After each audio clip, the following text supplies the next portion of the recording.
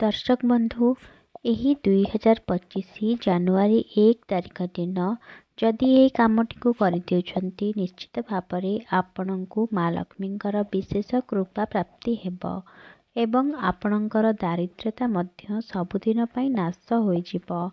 ଆପଣ ନିଶ୍ଚିତ ଭାବରେ ଧନବାନ ବନିଯିବେ। ତେଣୁ ଆପଣମାନଙ୍କୁ ନୂଆ ବର୍ଷର ପ୍ରଥମ ଦିନରେ ଏହି କାମଟିକୁ କରିନେବାର ଅଛି। ନୂଆ ବର୍ଷର ପ୍ରଥମ ଦିନରେ ଗୋମାତାଙ୍କୁ ଏପରି ଏକ ଜିନିଷଟିଏ ଖୁଆଇ ଦିଅନ୍ତୁ।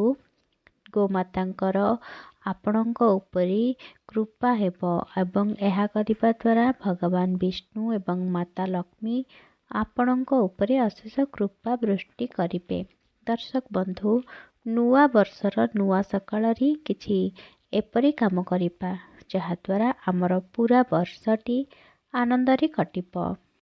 ନୂତନ ବର୍ଷର ପ୍ରଥମ ଦିନରେ ଯଦି ଆପଣ କିଛି ଅସହାୟ ବ୍ୟକ୍ତିଙ୍କୁ ଦାନ କରନ୍ତି, ଅସହାୟ ବ୍ୟକ୍ତିଙ୍କୁ ସାହାଯ୍ୟ କରନ୍ତି, ବୃକ୍ଷରୋପଣ ଯଦି କରୁଛନ୍ତି, ଏଭଳି କିଛି କାର୍ଯ୍ୟ କରୁଛନ୍ତି ଯଦି ଆପଣମାନେ, ତେବେ ନିଶ୍ଚିତ ଭାବରେ ଏହାର ପୁଣ୍ୟ ଫଳ ଆପଣଙ୍କୁ ସାରା ବର୍ଷଟି ପୁରା ପ୍ରାପ୍ତି ହେବ। ଏହି ନୂତନ ବର୍ଷ ପ୍ରଥମ ଦିନରେ ଗାଈକୁ ଚୁପଚାପ ଖୁଆଇ ଦିଅନ୍ତୁ ଏହି ଗୋଟିଏ ଜିନିଷ। ଅତି ଶୀଘ୍ର ହିଁ ଆପଣମାନଙ୍କର ସବୁ ସମସ୍ୟା ଦୂର ହୋଇଯିବ ଏବଂ ଆପଣଙ୍କୁ ମା ଲକ୍ଷ୍ମୀ ଏବଂ ଭଗବାନ ବିଷ୍ଣୁଙ୍କର ଅଶେଷ କୃପା ପ୍ରାପ୍ତି ହେବ।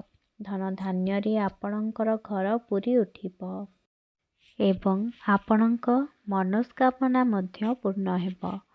ତେବେ ଦର୍ଶକ ବନ୍ଧୁ, ଭିଡ଼ିଓଟି ଆଗକୁ ନେବା ପୂର୍ବରୁ ଯେଉଁମାନେ ମୋର ଚ୍ୟାନେଲରେ ନୂଆ ଅଛନ୍ତି, ଚ୍ୟାନେଲଟିକୁ ସବସ୍କ୍ରାଇବ୍ କରିନିଅନ୍ତୁ। ତା ସହିତ ପାଖରେ ଥିବା ଅଲ୍ ବଟନରେ କ୍ଲିକ୍ କରିଦିଅନ୍ତୁ।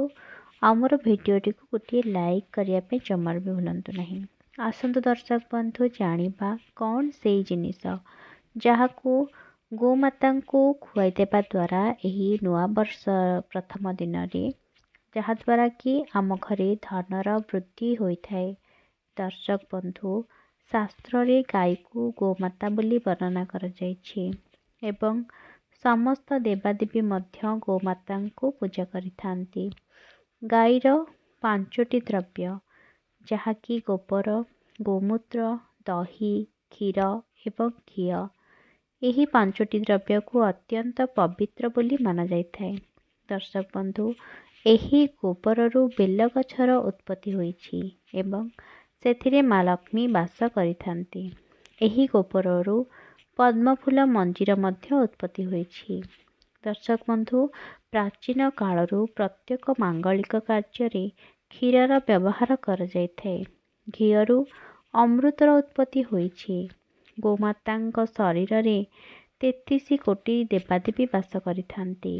ସକାଳୁ ସକାଳୁ ଯଦି ଗୋମାତା ଆପଣଙ୍କ ଘରେ ପାଦ ଦେଇଥାନ୍ତି, ଆପଣଙ୍କ ଦିନଟି ବହୁ ଭଲରେ କଟିଥାଏ।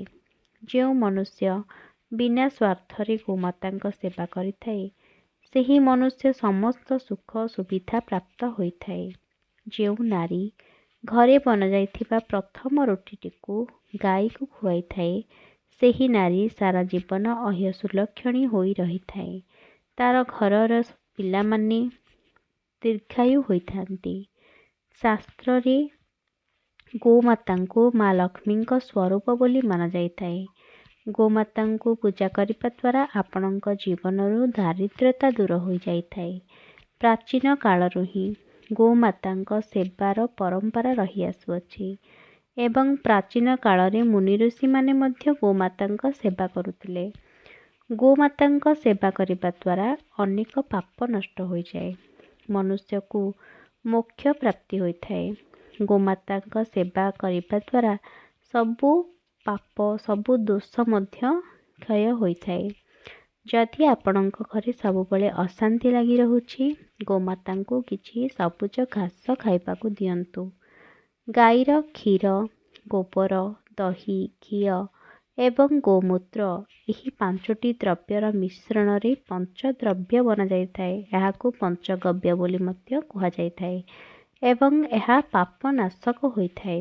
ଯଦି ଗୋମାତା ଆପଣଙ୍କ ଘରକୁ ଅଥବା ମୁଖ୍ୟ ଦ୍ୱାରକୁ ଯଦି ଆପେ ଆପେ ଆସୁଛନ୍ତି, ଆପଣମାନେ ତାଙ୍କୁ ଖରାପ ବ୍ୟବହାର କରନ୍ତୁନି कि घौड़ाई दियंतुनी।